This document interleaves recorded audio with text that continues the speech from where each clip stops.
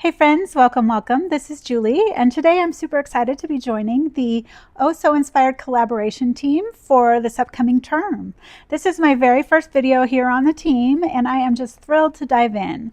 Before we get to crafting, I want to mention that today's video is part of a video hop. There's a whole lineup of incredibly talented designers sharing their projects today, so just check the description box below for the link to the playlist so you can see everybody's take on the inspiration. Speaking of inspiration, our focus today is a gorgeous piece by Verena S. When I first looked at this beautiful card, my first impression included soft pastels with black accents, circles, splatter, and a bold white on black sentiment. Check the description box for a link to her project as well as her Instagram. This actually happens to be my birthday week, so I treated myself to some fun new crafty goodies.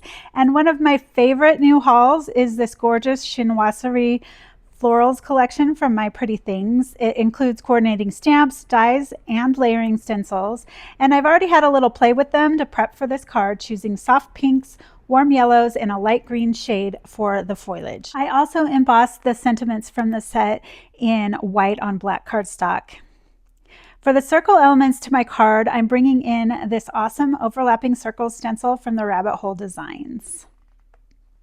For the rest of the layout, we're just going to keep things simple with a white card base, some white cardstock for our stenciling, and a crisp black cardstock panel for matting. I'll also be using the A2 Piercing Layers dies from Waffle Flower Crafts for a crisp finish to my layers. And through the magic of television, I'm back with those freshly die cut pieces. To start our background, I'm going to bring in a grip mat. These are fantastic because they act as a sticky surface and it holds both your paper and your stencil in place without needing tape. So as I start the ink blending, I'm going to focus my attention right in the center of the panel.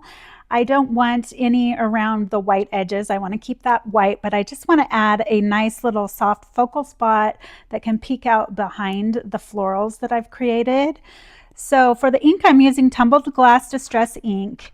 And I'm just keeping the pressure light, staying away from the edges, and deepening the color in just a few areas to give it some nice dimension. So after I remove the stencil, I can just add my floral cluster right over the top of it like that, and it's going to tie together beautifully.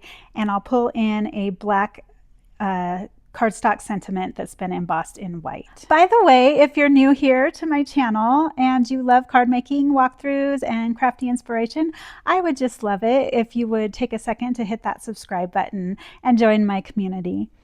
While I start auditioning the pieces and gluing these layers down, I figured I'd share a little bit about myself for those of you who might be new here.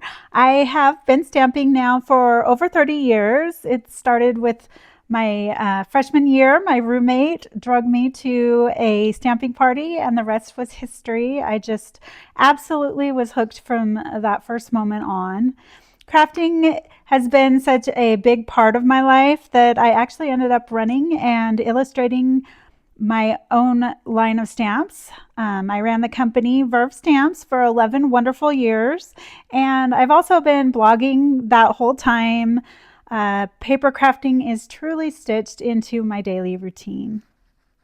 Eventually, I made the decision to step back from running Verve to focus on spending time with my family because I had twin boys. They are now 14, which is completely mind-boggling to me. And they're already both taller than I am. And that just happened this summer, and I am not okay. Lately, I've been spending time creating for Not Too Shabby and teaching at the Paper Escape retreats, as well as doing a little illustrating for their exclusive retreat stamp sets. Next up, I'm going to take that bold sentiment, and I did cut 3 layers and glued them together for a little extra dimension, and I'm just going to stick that down in the corner underneath the flowers to ground those soft pastels, and I just love the way it looks like that. And then I'm just going to add a few more foam dots to the back of those flowers, as well as a little bit of liquid adhesive to adhere it down to my card base. And now we've come to the part of card making that takes the most time for me, deciding on the embellishments and exactly where I think they should live. I was originally thinking of black ink splatter for this design, but Honestly, that day I just wasn't feeling like cleaning up a messy desk, so I opted for these gorgeous shiny Stargazer jewels from Pink Fresh Studio. Usually when I have a clean and simple kind of design like this, I opt for an odd number of embellishments like 3, 5, or 7 to keep the eye moving naturally across the design. So right now I am just kind of dry fitting them to see where I think they should land, and then I will take a little bit of liquid adhesive and place them down.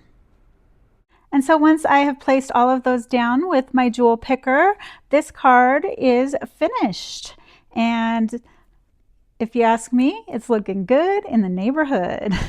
I just love how the soft blue stenciled circles and the sparkling black jewels honor the original inspiration while letting those pastel flowers take center stage.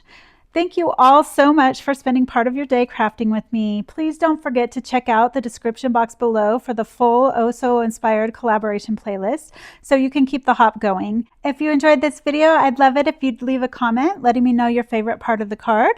Hit that thumbs up button and subscribe. Thank you for being here, and I'll catch you all on the next one.